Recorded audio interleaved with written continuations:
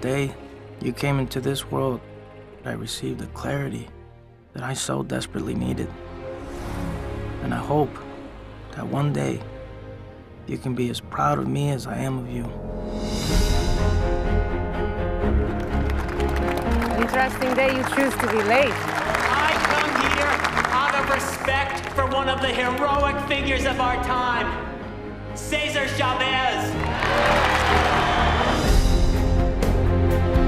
I was born in Yuma, Arizona, in a ranch owned by my family, but we lost it in the Depression. That's where I witnessed the injustice suffered by the people. To be successful, we have to have an army of boycotters willing to do the hard work. The bigger the army, the bigger the success. Farm workers in Delano, California have begun an unprecedented strike in the Central Valley. The citizens of Delano, they respect the law. So do we, especially the Bill of Rights. Have you seen the headlines they're getting? That's costing us real money, Mr. Bogdanovich. We don't have to negotiate. We have to dictate terms. Caesar, they will shoot. We're gonna break this damn strike. It's all lies. They're saying the strike is not legal. They're painting us to look like criminals. I failed you as a leader, and I will fast until everyone makes a pledge recommitting themselves to nonviolence.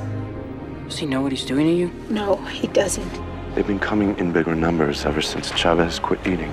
How long can a man go without food? It depends on the man, John. Everything depends on the man.